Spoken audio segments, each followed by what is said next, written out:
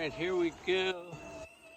Did a little work on the shocks. I took the Desert Lizards shocks and actually removed the oil out of them.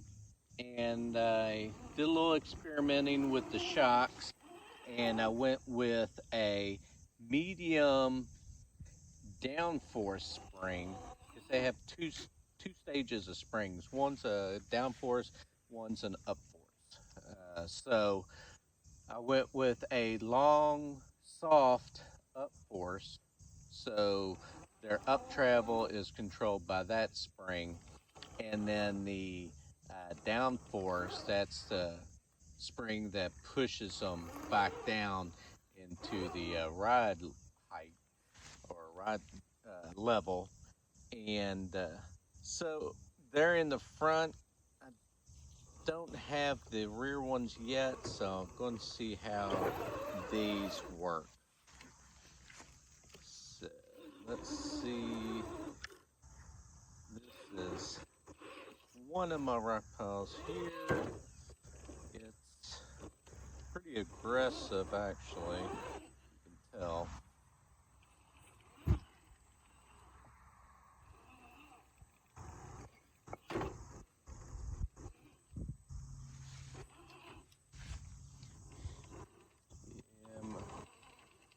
The goat there always likes being in the camera shot.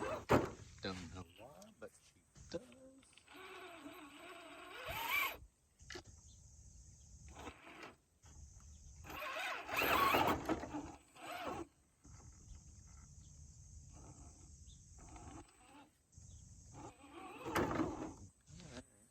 Get some pretty articulation in here, going over these steep rocks. Quite frankly, I'm not really getting a good feel whether it's the shocks or what. So we'll just get through here, and actually I want to get over to the other pile of rocks where I can kind of see the articulation a little bit better. This one's kind of short, very aggressive rocks and concrete. Oh, there we go. It says I'm coming off there now. Okay, let's go on over here.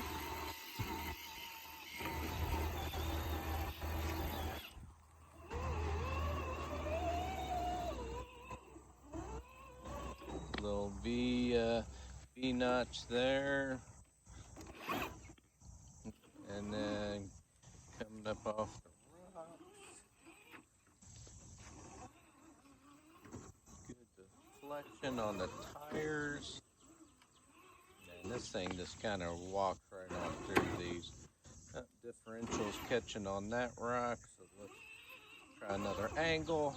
There we go, a lot cleaner.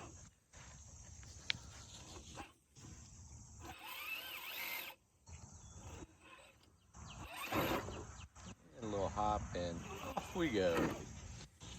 Alright, I'm gonna back up here, approach at a different angle on this pile of rocks. We'll go right here.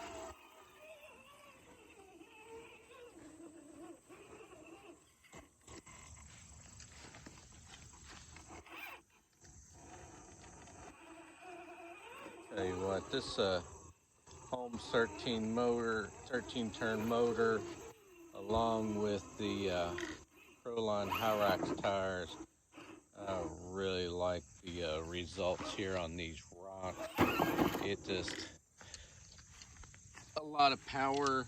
Not to mention, I've got a Holmes 800 steering servo, and it's got a lot of power on those front wheels to really maneuver around these rocks in these holes, and just keeps on going. Haven't had any breakage slowly and just enjoying the heck out of it right now. Obviously, I'm high centered right there. Back her up a hair, and then boy, those tires just rip. Well, found a hole, I guess. Oh, there we go. Nice. Just a little steering just to find that grip, and she just comes right on down. Of course, got a little bit of gravity working for us here. Here's that that steering servo. Just was able to turn those wheels inside those the hole in those rocks. It's able to find purchase and just comes right on down. So yeah, I'm getting good articulation in the front where the desert lizards are with that new spring combo.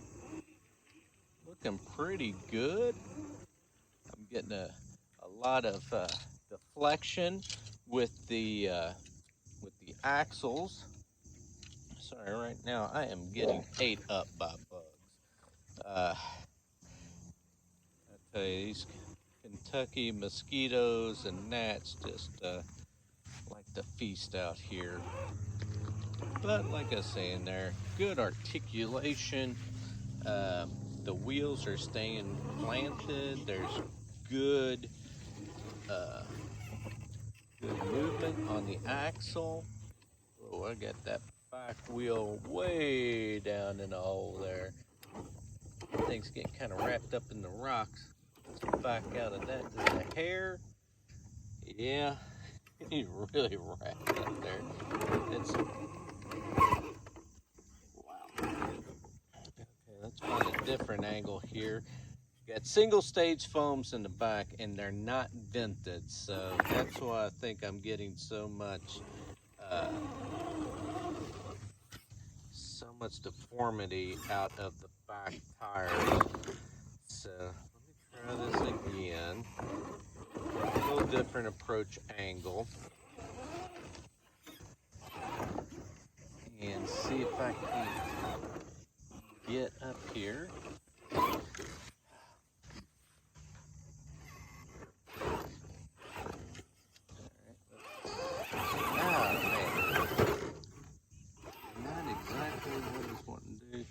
As you can see right now, I don't have that tire vented, so it's not inflating back.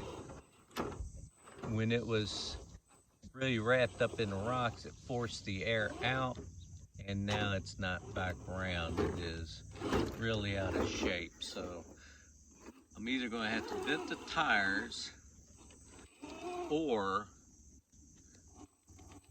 possibly go with a dual stage foam like I have in the front. Venting the tire definitely helps in this situation, but if you get into water gets inside the foams, and then you gotta take the wheels apart, dry them out, and so it's a little more maintenance if you have vented tires. I've got steel wheels or metal wheels, so don't really want to be going drilling holes in them. So the only other alternative is to put a hole or a few holes in the tires to get them properly vented. I am having a heck of a time getting up this area, which I usually don't have a big issue with. Yeah. And one of the problems is that back tire falling into that hole. So let's see if we can't back down. Now my bumper is catching a rock there. I've got that hole in there, and then I have that sharp rock there that is acting like a catch that is just hanging up the front end of the truck. Let's see. Going straight up high. That rack keeps pushing it over, and then the back end is falling in that hole back there. But if I can maybe, with it over here closer to the camera, if I can get past that rock,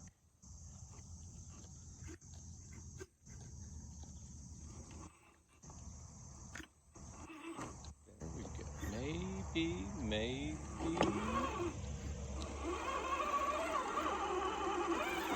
Whoa. Yeah, it got grip, but a little more than I wanted it to.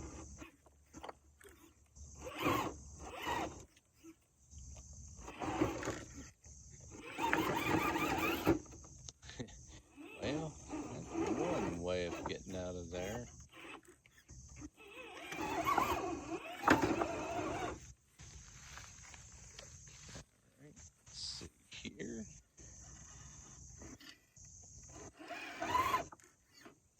Okay.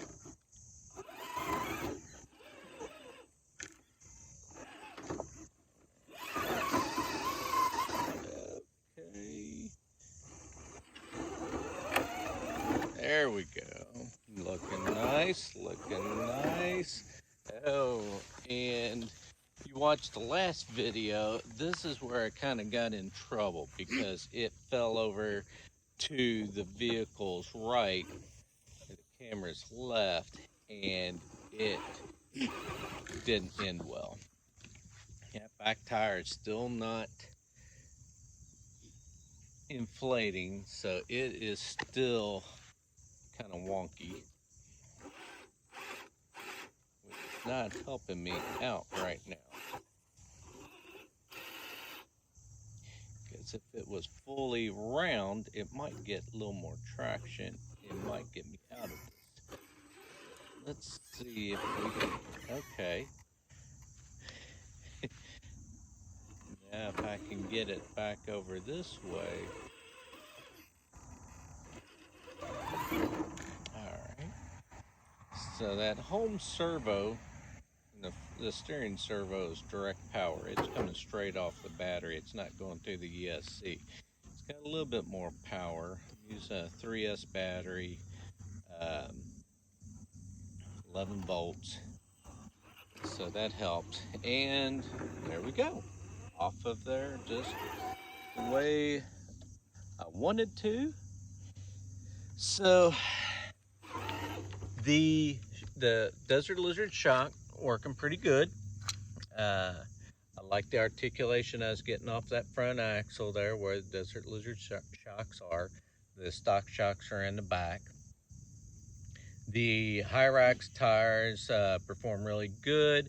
I do have that one that is deformed because they're not vented. I'm really hesitant about venting these tires. Like I said before, if you get off into the water, gets water inside there, it's a lot more maintenance. It does prevent it from getting out of shape. I don't know if you can see right now how that one is just kind of get that flat spot right there, and then there's another one there. So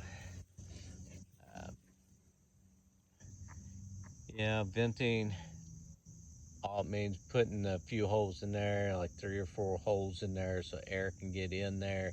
It can escape as well, so it does deform better or deflect better on the uneven surfaces. But like I said, it just gets water in there. You got to take it apart to get the water out so you don't ruin your foams. I'm just on the fence. I haven't decided whether I'm going to change it or not. We'll see.